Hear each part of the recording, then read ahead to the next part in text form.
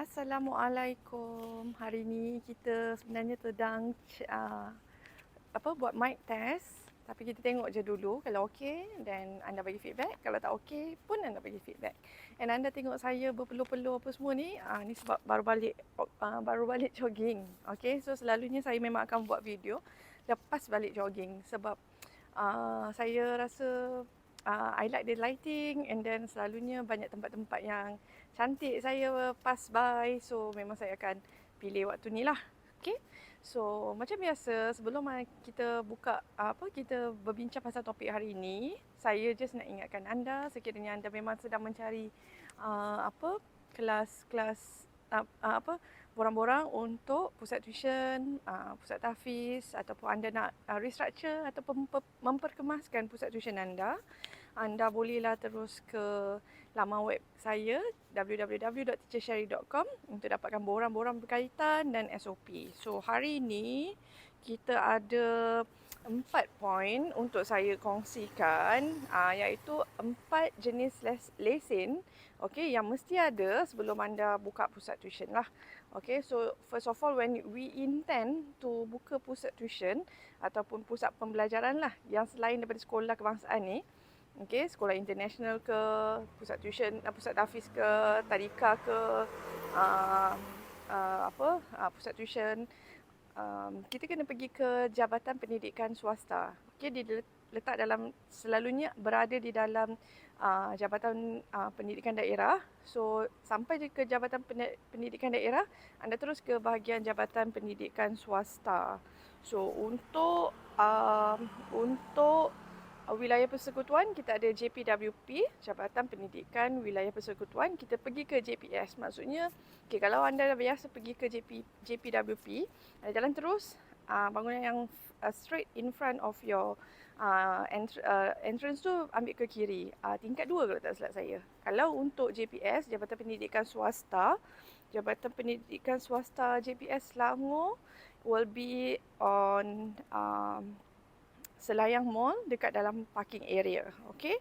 So untuk JPWP itu pertamalah, kita pergi ke Jabatan Pendidikan Swasta, and then yang kedua kita kena engage dengan local authority. So kalau kita kat KL, kita pergi ke DBKL.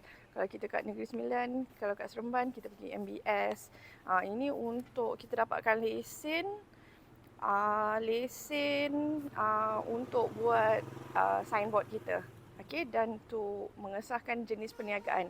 So ada 2 jenis lesen dengan local authority, iaitu lesen perniagaan, jenis perniagaan, dan kalau kita nak buat signboard, there's another lesen. So kena ingat kat situ saja dah 2.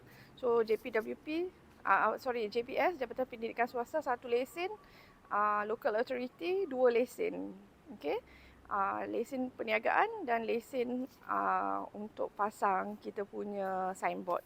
Alright, so the third one would be bomber, to make sure kita ada certificate of fitness untuk duduk dalam certificate of fitness, tapi certificate pengesahan bomber lah yang menentukan whether the building is safe for the occupancy of how many students that you have. Okay, and then nanti bomba akan bagi tahu kita lah whether kita nak kena pasang tangga keselamatan ke ataupun tak perlu. So kalau dah ada, selamat duit. Kalau tak ada, bersedialah, sediakan duit. Okay. And lastly, nanti dekat Jabatan Pendidikan Swasta tu, Jabatan Pendidikan Swasta tu pun akan minta kita untuk sediakan teaching permit. So bila teacher kita dah mengajar, walaupun cikgu kita cikgu government, cikgu sekolah kebangsaan, sekolah menengah, tapi memang kena ada teaching permit. Okay, so nanti di Jabatan Pendidikan Swasta, diorang akan explain kepada anda berapa jumlah teaching permit yang perlu ada untuk melengkapkan borang yang kita nak kena hantar ke JPS ataupun Jabatan Pendidikan Swasta. So that is one. Itu je yang keempat-empat yang perlu ada. Yang first tadi ialah JPS, Jabatan Pendidikan Swasta.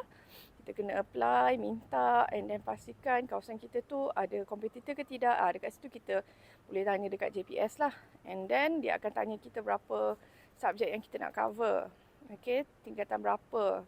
jumlah murid semua tu dia akan tanya. Tapi tak apa, dalam borang pun akan ditanya dan anda akan kena provide lah. And then number 2 would be local authority. Local authority macam saya kata tadi ada 2. Yang pertama, you kena dapatkan lesen operasi perniagaan you, jenis-jenis perniagaan macam kita buka kedai biasa. Alright, and then yang kedua kena ada lesen untuk kita punya signboard. Alright, and then ada juga format untuk signboard nanti minta dekat local authority.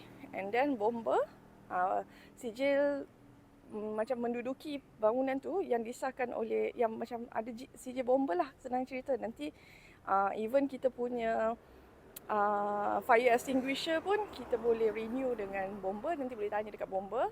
And then tangga keselamatan, tangga emergency exit, okay. So pun tanya dekat bomba. And last sekali, teaching permit. Alright, so keempat-empat yang saya cakap ni, okay, memerlukan kita untuk renew tahunan, secara tahunan. So bila you buat semua ni, make sure kalau boleh dapatkan tarikh yang dekat-dekat lah, jadi senang nak renew.